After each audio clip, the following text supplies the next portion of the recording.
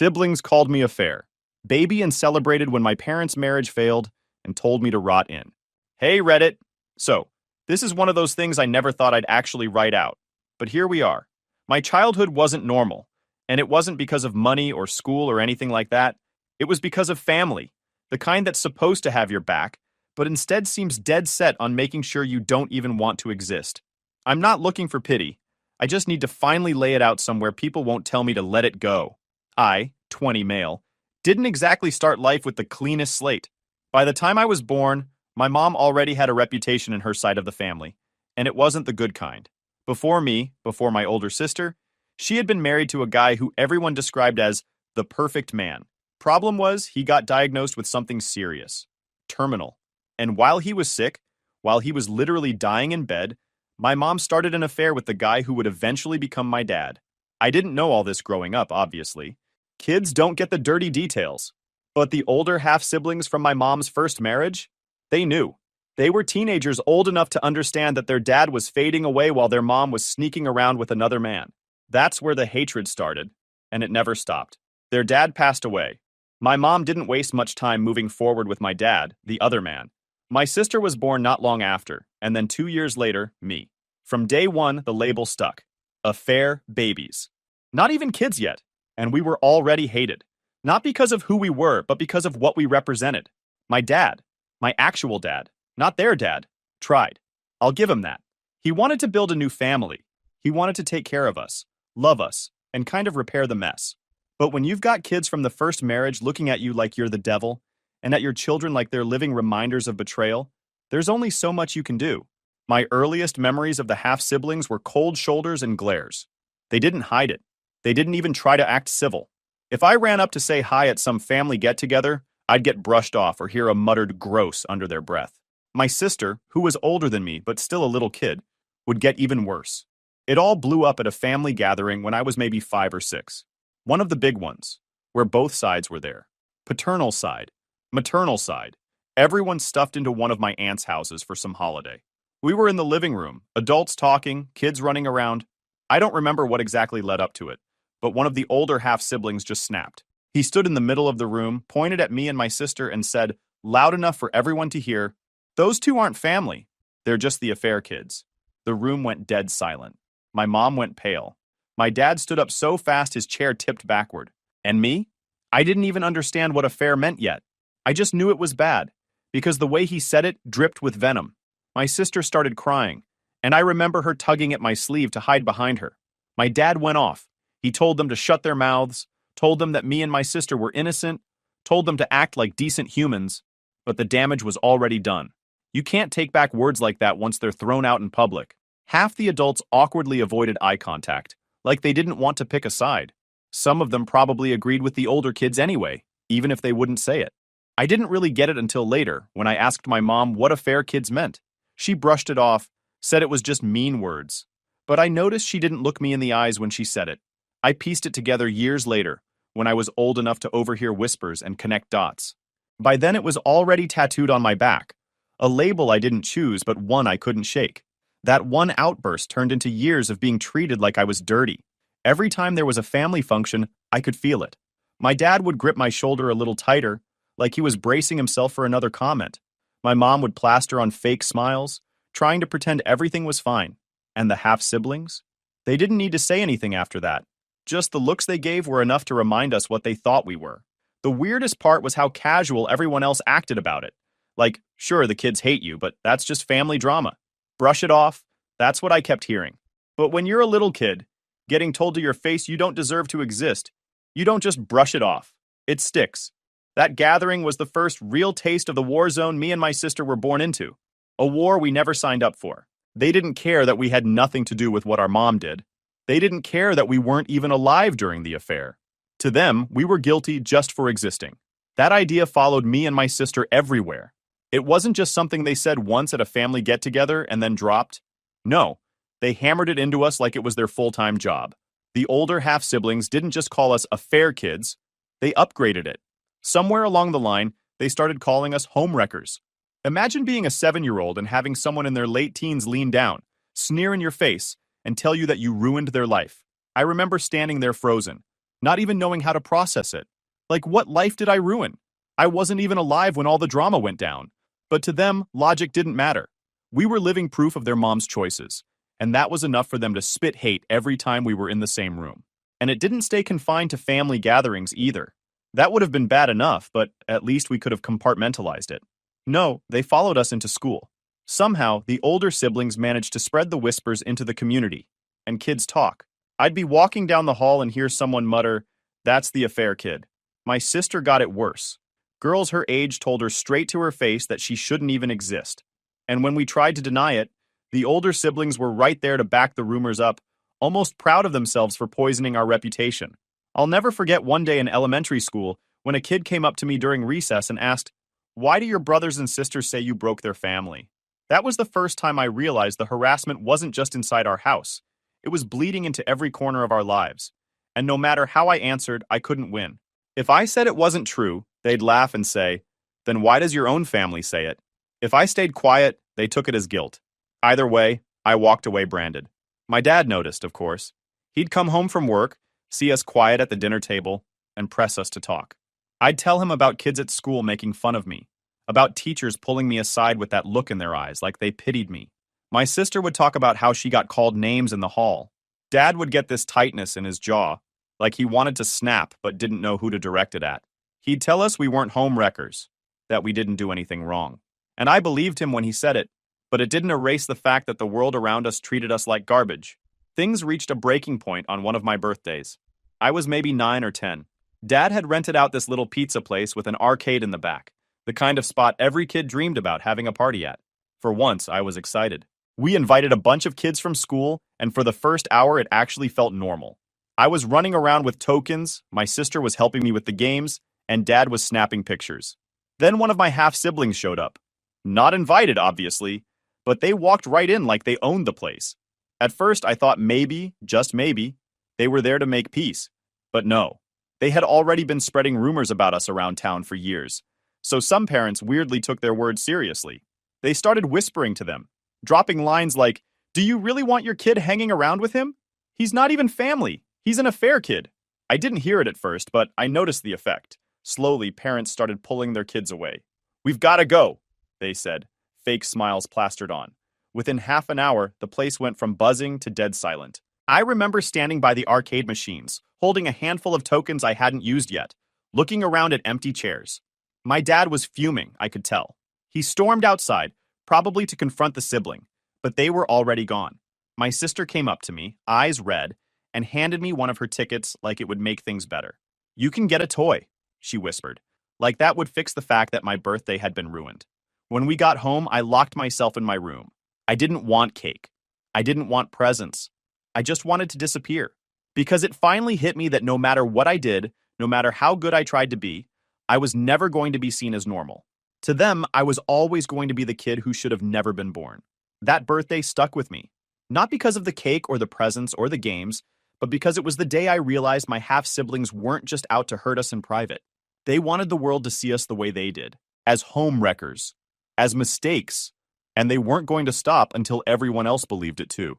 By the time I hit middle school, it felt like me and my sister were carrying this giant scarlet letter on our backs that we didn't even earn. It ate at my dad. You could see it in his face. He'd come home from work, loosen his tie, and just sit at the table staring into space. He wasn't the kind of guy to cry in front of us, but the stress was written all over him. He knew we were getting bullied.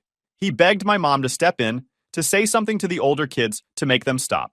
But she didn't. She'd shrug it off, say stuff like, "They're just upset, they'll grow out of it." Except they didn't. They just got meaner. The fights between my parents started small. Arguments at night when they thought we were asleep. Whispered voices that turned into raised ones. I'd sit in my bed with the blanket pulled over my head, listening to my dad say things like, "Do you see what this is doing to them? Do you even care?" And my mom's flat tone in response, "It's not my fault how they feel." It grew from there. By the time I was 12, the fights weren't behind closed doors anymore. They were in the kitchen, the living room, anywhere. My sister and I would sit at the top of the stairs, listening to plates clatter against countertops and doors slam. Dad would argue that we were getting destroyed emotionally, and Mom would argue that she was tired of being painted as the villain.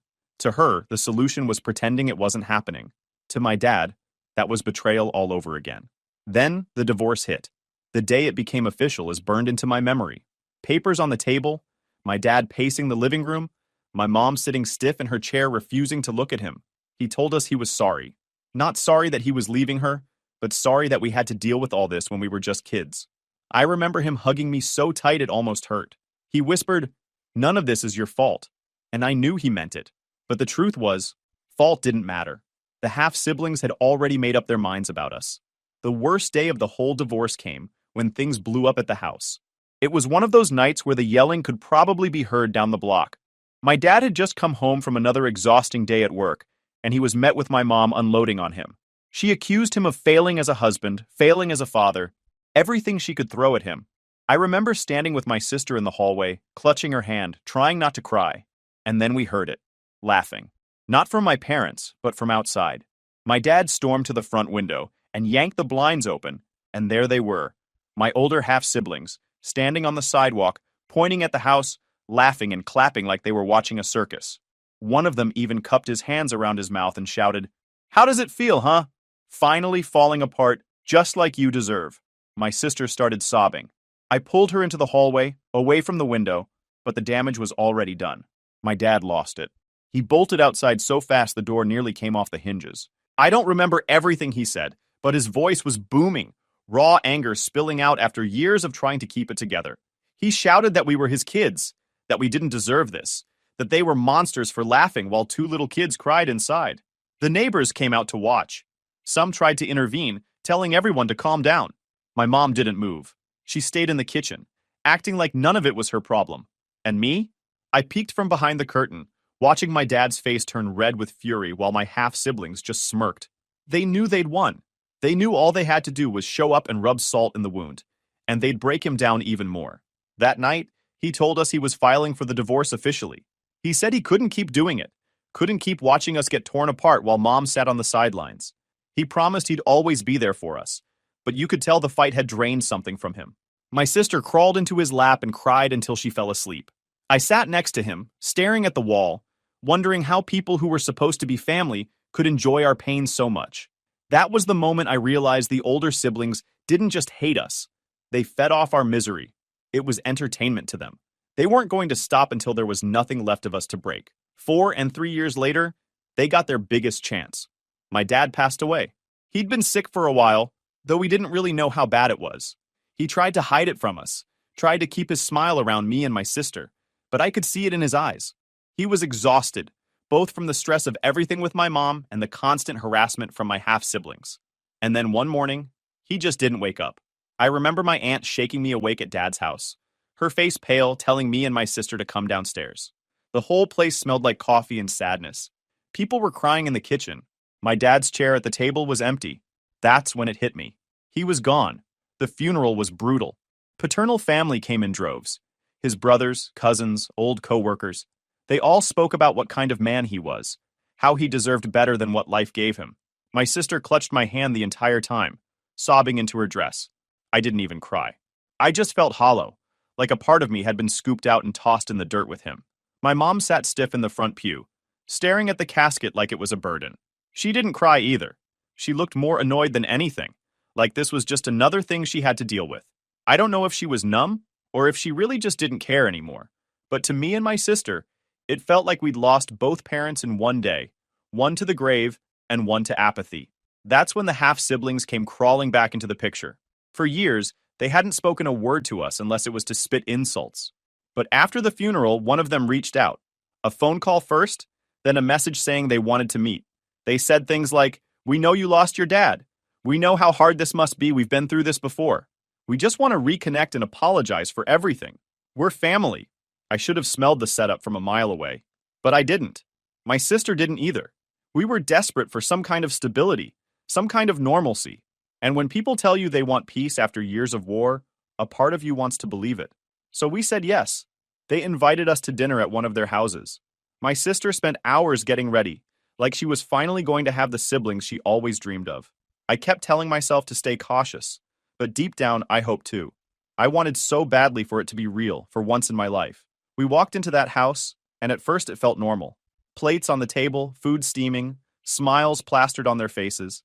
They hugged us, asked how we'd been, acted like none of the past ever happened. I let myself relax just a little. Then halfway through the meal, it all changed. One of them raised their glass and said, "Let's make a toast." Everyone else joined in, glasses clinking. My sister and I awkwardly lifted ours. I thought they were about to say something about family, about starting over. Instead, I'll never forget the words that came out of their mouths. To karma.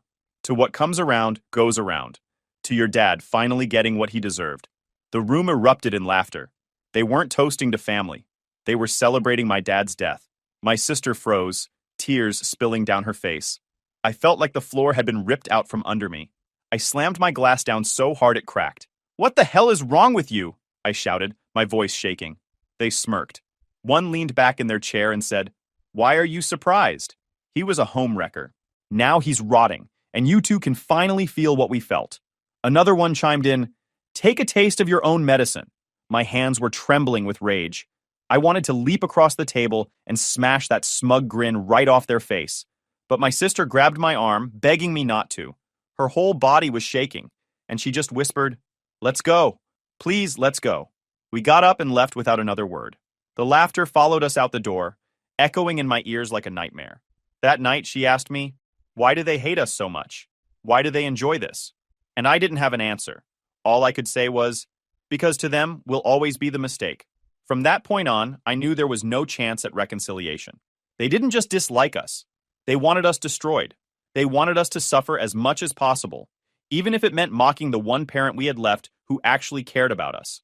It wasn't just hate, it was cruelty. And it was clear as day now. Whatever family they pretended to be, they had forfeited that title the second they raised their glasses and toasted to my dad's death. After that night, something inside me just shut off. I stopped wishing for siblings who cared. I stopped hoping they'd ever treat us like family. To me, they were strangers with my blood, nothing more. But instead of leaving us alone, they doubled down. My teenage years were supposed to be awkward and normal, like everyone else's. Sports, homework, maybe a girlfriend here and there. Instead, they turned into a survival game. The half-siblings didn't just stick to family gatherings anymore. They started showing up in places where they didn't belong. It started with school. I'd be walking to class and notice one of them hanging near the parking lot, pretending they were just passing by. But it wasn't casual. They'd stand there smirking, arms crossed, like they were waiting for me to see them. Sometimes they'd yell across the lot, stuff like "Homewrecker Jr." or "Mistake Boy." My friends didn't know how to react. Some laughed nervously, others drifted away from me because they didn't want the drama. My sister had it worse. She was in high school when the stalking really kicked in. A couple times, she caught them following her home. She'd turn around and they'd just stand there on the sidewalk, staring at her, grinning like it was some kind of sick game. She told Mom once, but of course, Mom brushed it off. "They're your siblings, they're not dangerous." Easy for her to say. She wasn't the one being followed down dark streets. The mall incident was the one that broke her. We'd gone there together on a Saturday, just trying to be normal kids. She wanted to buy a new outfit with babysitting money, and I tagged along.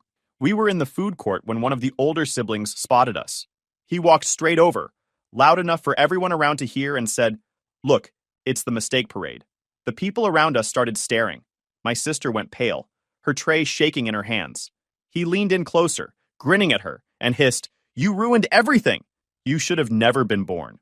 She dropped her food, burst into tears, and ran out of the mall. I got in a verbal fight with them until the security came and broke us off. I chased after my sister, but by the time we got outside, they were gone. Just vanished like a ghost after dropping their poison. That night, I sat on my bed fuming. I kept replaying it in my head. His grin, her tears, the way people stared at us like we were freaks. I realized something.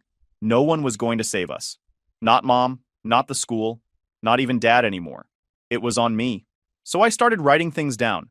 Every time they showed up, every insult, every rumor. At first, it was just a notebook I kept hidden under my mattress. Dates, times, what happened. Then I started getting smarter.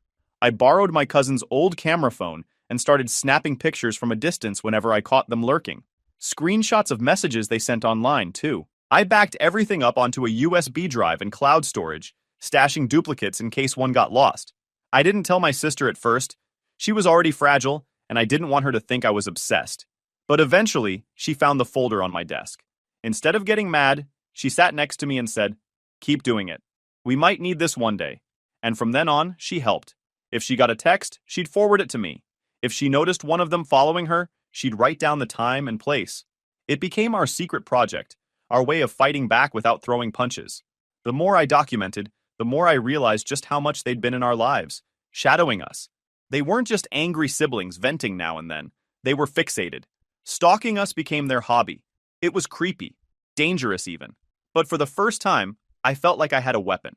Every photo, every page in that notebook, it all went into a folder I labeled Truth. One time, one of them tried to corner me outside school. He shoved me against a locker, muttering about how I ruined his life. I didn't fight back. I just pulled my phone in my pocket, held it up and snapped a picture of him mid-shove. His face drained. He backed off real fast. That's when I knew I was onto something. Evidence scared them. By the time I was 17, that folder was thick. Printed photos, handwritten notes, backed up files full of screenshots. I kept it hidden at my aunt's house just in case. Because in the back of my mind, I knew a day was coming when it wouldn't just be harassment anymore. They'd cross a line, and when they did, I'd be ready.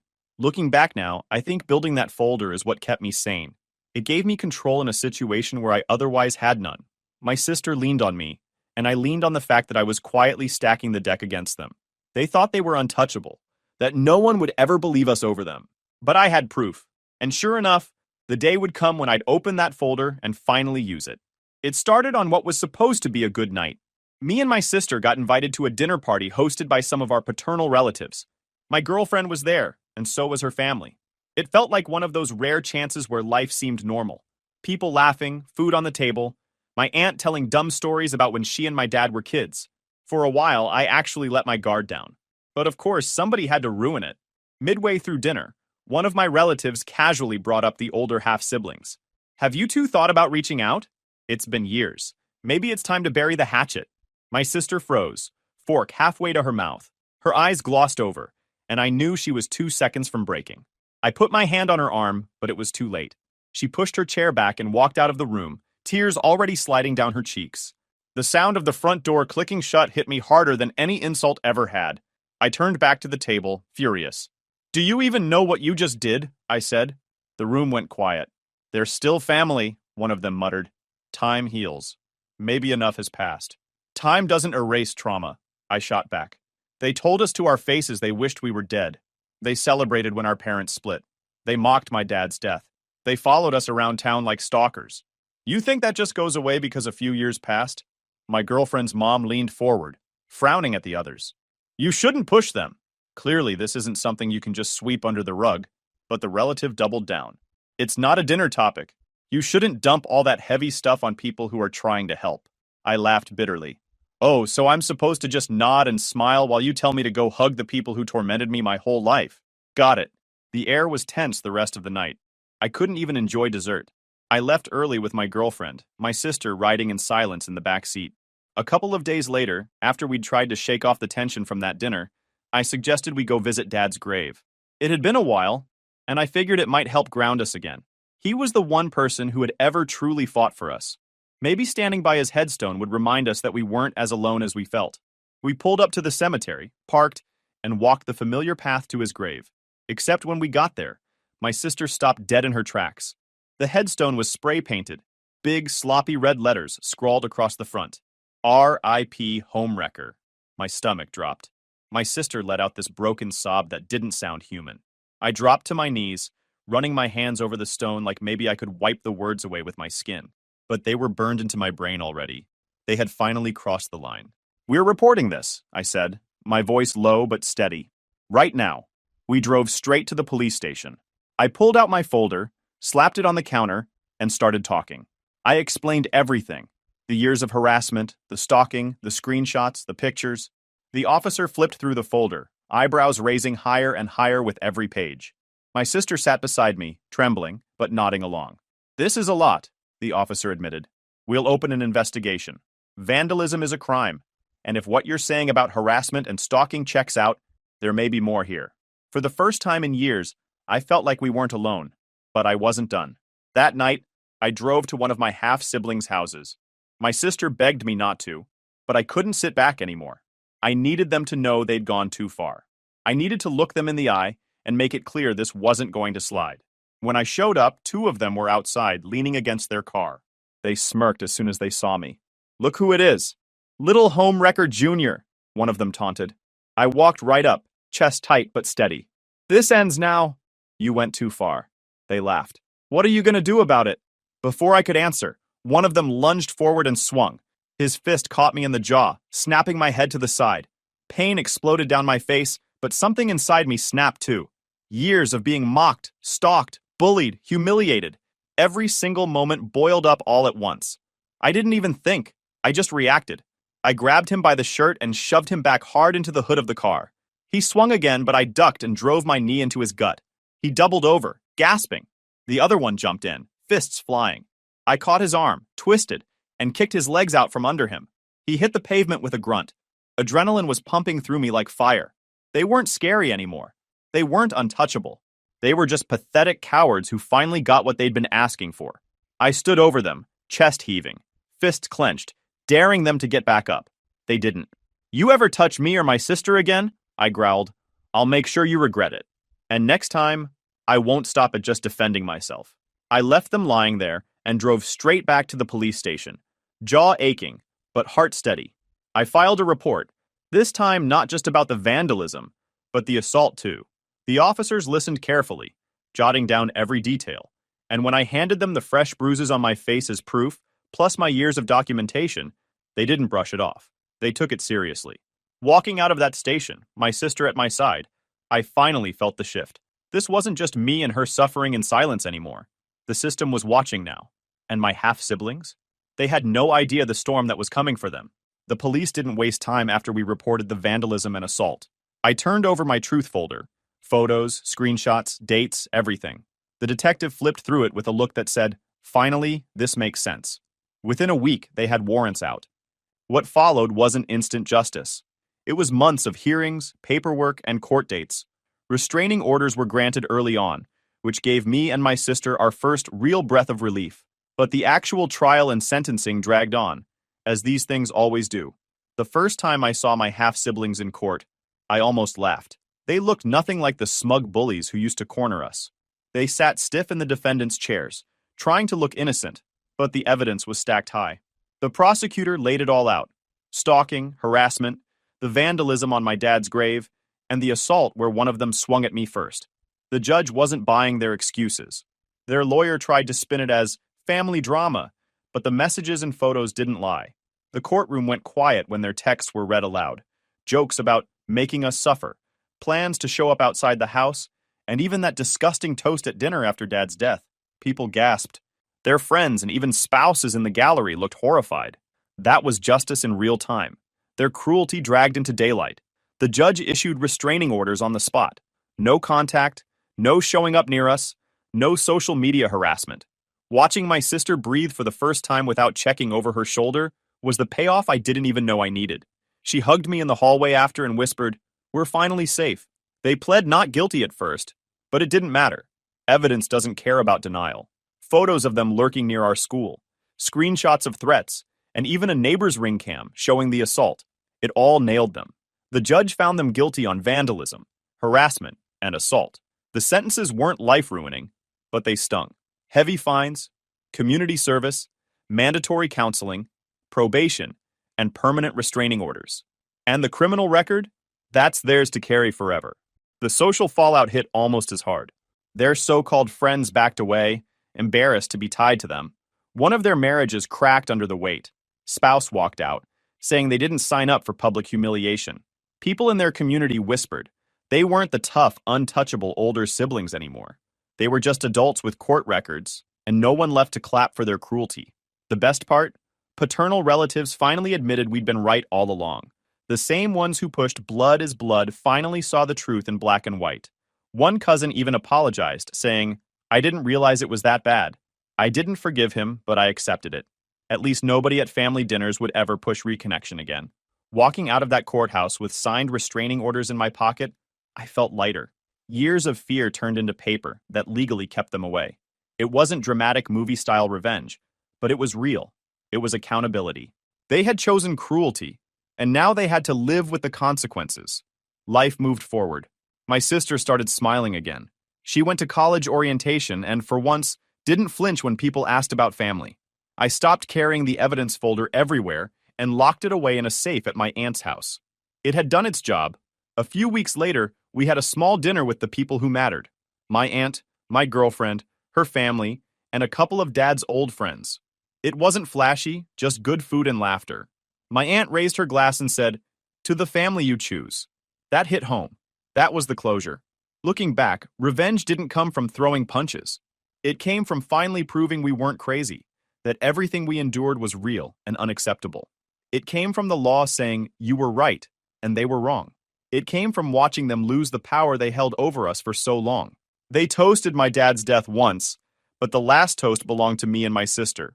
Quiet, private, surrounded by people who actually loved us. They had forfeited the right to call themselves family years ago. And now, with the courts backing us, they could never touch us again. YouTube just dropped this new hype feature. If you're hooked on this story, smash that hype button. It tells YouTube this video deserves to blow up, and it keeps even crazier stories coming your way.